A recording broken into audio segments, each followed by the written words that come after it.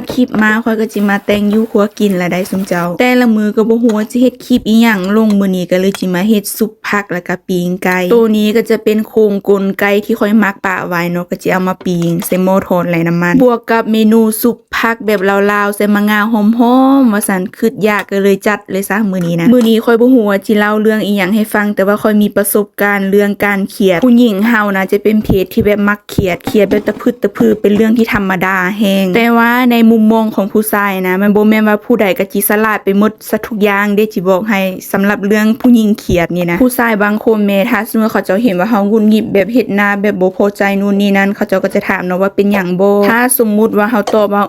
บ่เป็นหยังสิเขาเจ้าก็จะคิดว่าอ๋อบ่เป็นหยังแล้วก็แล้วไปแต่ว่าที่ผ่านมานะค่อยมานั่งคิดเบิ่งแล้วค่อยรู้สึกว่าผู้ชายลาวกับผู้ชายไทยนะเป็นคนที่ฉลาดได้เป็นหยังค่อยจะค่อยเว้าแบบนั้นเขาเจ้าจะอ่านใจผู้หญิงออกว่าเวลาที่เขาเจ้าเครียดนะหรือว่าบ่พอใจอีหยังนะเขาเจ้าจะคิดว่าเฮ้ยเมื่อกี้นี้บ่แม่นเฮาเฮ็ดอีหยังผิดบ่วะสมมุติว่าคนเป็นแฟนกันหรือเป็นผัวเมียกันสินะถ้าเมียเครียดหรือว่าแฟนเครียดสิเขาเจ้าก็จะคิดก่อนว่าโอ๊ยเมื่อกี้นี้เฮาเฮ็ดอีหยังผิดบ่ว่าเป็นหยังแล้วคือบ่พอใจเขาเจ้าก็จะคิดหลายแล้วก็ให้ความสำคัญจนกระทั่งแบบนำสืบนำหาจนว่าได้สวมบทเป็นนักสืบโคนันพุ่นนะเพราะว่าเขาเจ้าฮู้แน่เนาะว่าถ้าผู้หญิงนะเวลาที่เขาเจ้าถามนะว่าจะเป็นหยังบ่สิเขาเจ้าตอบว่าบ่เป็นหยังมันต้องเป็นกับคำที่ว่าแบบมีหยังบ่สิถ้าซึ่งว่าเขาเจ้าตอบว่าบ่มีสิแสดงว่ามีเจ้าเครียดแม่นบ่ค่อยบ่ได้เครียดแสดงว่าเครียดอยู่บางเทื่อผู้หญิงเครียดนะค่อยรู้สึกว่าค่อยก็เป็นผู้หญิงเนาะรู้สึกว่ามันน่ารำคาญแต่แบบเครียดตะพึดตะพือแล้วแบบเขาเจ้าถามแล้วเขาบ่อยากตอบอีหยังสินะแต่ถ้าตรงกันข้ามถ้าหากว่าเจ้ามีแฟนหรือว่ามีผัวที่เป็นคนฉลาดเกี่ยวกับเรื่องพวกนี้นะก็คือจะดี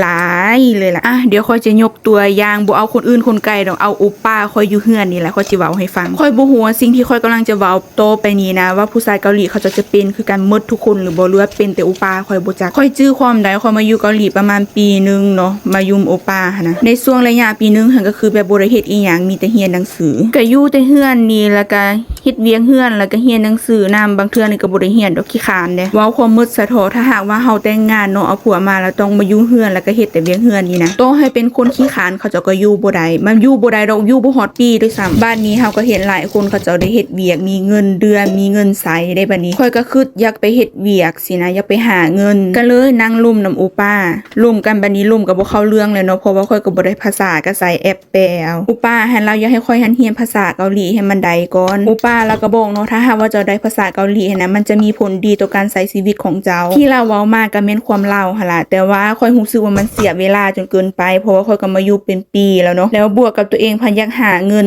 สินะพอรวมกันบ่เข้าเรื่องปานใดค่อยก็เครียดไปจนว่า3มื้อเต็มๆเลยก็แต่งอยู่ครัวกินข้าวกันปกติแต่โทว่าเฮาบ่รวมกันสินะพอดีหอยมื้อที่3แล้วมื้อนั้นค่อยจื้อได้ประมาณ9:00 นตอนค่ำแล้วค่อยจับเอาใส่สะเบากับโทรศัพท์ซะออกไปย่างเลาะอยู่สวนสาธาร